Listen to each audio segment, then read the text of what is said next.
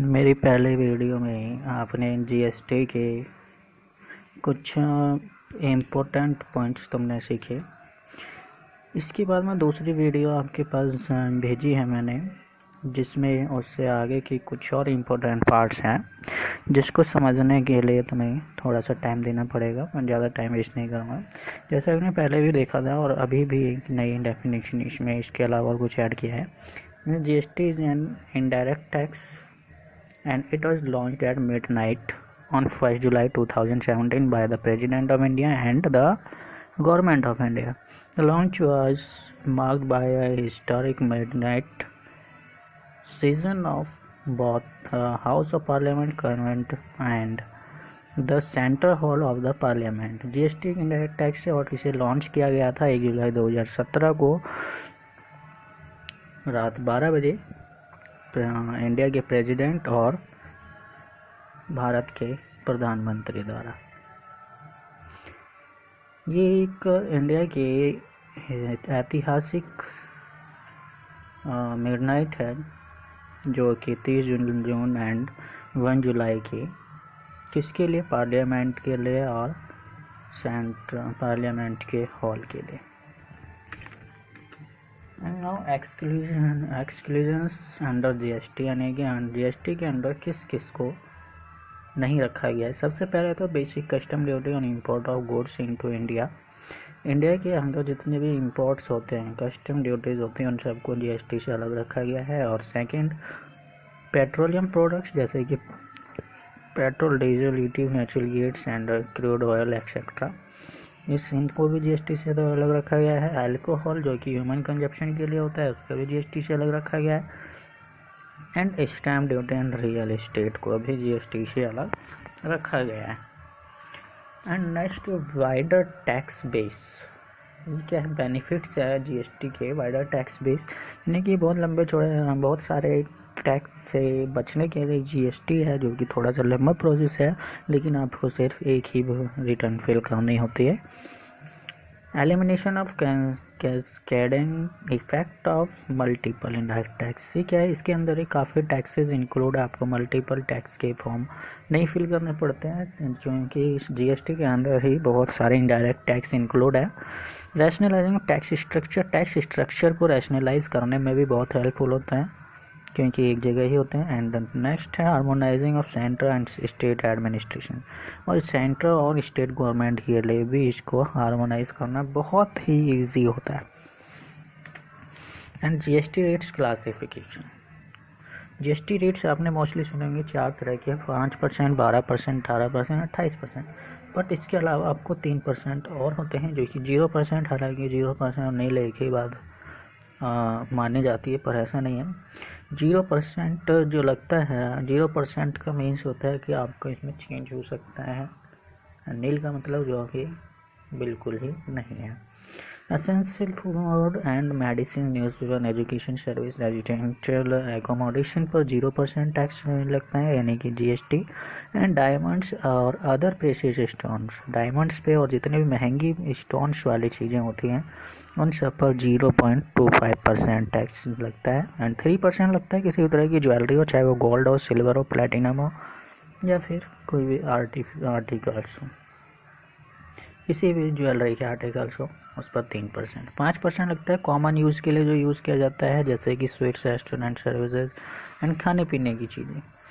And 12% लगता है जितने भी चीज़ें जैसे आपका दूध दही से बनी होती है, उस सब पे 12% लगता है। एंड फ्रोजन मीट, जैसे भी नॉन वेज वगैरह होते हैं, सब पे 12%। And standard rate for goods and service tax. Service चाहे किसी भी तरह की हो, सर्विस प्रोवाइड करने पर आपका 12% है 18% टैक्स लगता है।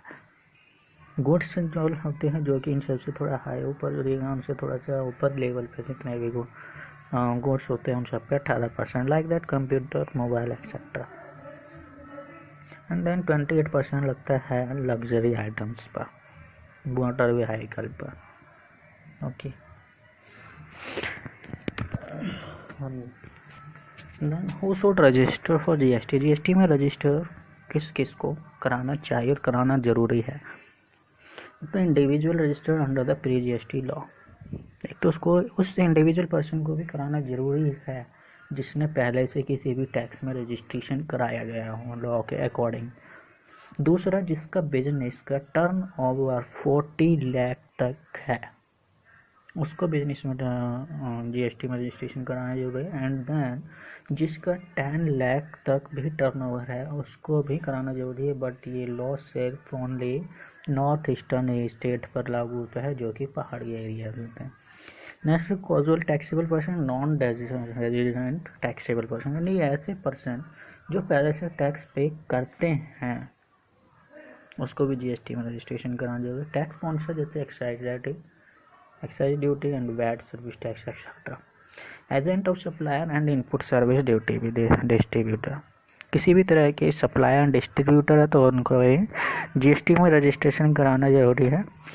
And next, those paying tax under the reverse charge mechanism, ऐसे टैक्स पेयर जो आरसीएम के अंडर भी टैक्स पे करते हैं। आरसीएम क्या है, रिवर्स चार्ज मैकेनिज्म, इसके बारे में मैं बाद में बताऊंगा। नेक्स्ट है person who supplies by e commerce aggregator, ऐसे पर्सन जो ई कॉमर्स के द्वारा भी सप्लाई करते हैं उनको भी रजिस्टर कराना जरूरी है। Every e commerce aggregator, e commerce जितने भी हैं सभी को कराना जरूरी है। And person supplying online information and database access और यानी कि ऐसे पर्सन जो इंफॉर्मेशन शेयर करते हैं एक जगह से दूसरे जगह, चाहे वो इंडिया में रह के बाहर रह कर रहे हो या फिर बाहर के लोग इंडिया में कर रहे हैं, सिर्फ ये ध्यान रखना इंफॉर्मेशन शेयर करने वाले को भी जीएसटी में रजिस्ट्रेशन कराना जरूरी होता है। अच्छा, पहले जो है ये सीबीआईसी ने इसके टर्नओवर को बढ़ा दिया था 1 अप्रैल 2019 को। पहले क्या था, 20 लाख के टर्नओवर तक जिसकी इनकम होती थी, टर्नओवर होता था, उसको जीएसटी में रजिस्ट्रेशन कराना जरूरी होता था, बट इसने 20 लाख से बढ़ा करके 40 लाख कर दिया गया है। लेकिन 10 लाख अभी भी है, लेकिन आपको ध्यान रखना है कहाँ पर, पहाड़ी एरियाज स्टेट में। डॉक्यूमेंट रिक्वायर्ड फॉर रजिस्ट्रेशन, कौन कौन से डॉक्यूमेंट की ज़रूरत होगी। पैन ऑफ एप्लीकेंट, यानी कि जिसका आपको जीएसटी रजिस्ट्रेशन कराना है उसका एप्लीकेंट, यानी कि आप बिजनेस का करा रहे हैं तो बिजनेस का पैन कार्ड होना चाहिए, फर्म है तो फर्म का, कंपनी है तो कंपनी का, आधार कार्ड होना चाहिए उसके ऑनर का, एंड बिजनेस के रजिस्ट्रेशन का प्रूफ होना चाहिए या फिर कोई सर्टिफिकेट होना चाहिए उसका, ताकि ये प्रूफ हो कि वो बिजनेस रजिस्टर्ड है। Identify and address proof of promoters, promoters का एड्रेस प्रूफ होना चाहिए, कोई आइडेंटिफिकेशन होना चाहिए, लेकिन उस पर फोटो भी होनी चाहिए। Address proof of the place of the business, business का जहाँ पर बिजनेस हो उस जगह का भी रजिस्ट्रेशन यानी एड्रेस प्रूफ होना चाहिए।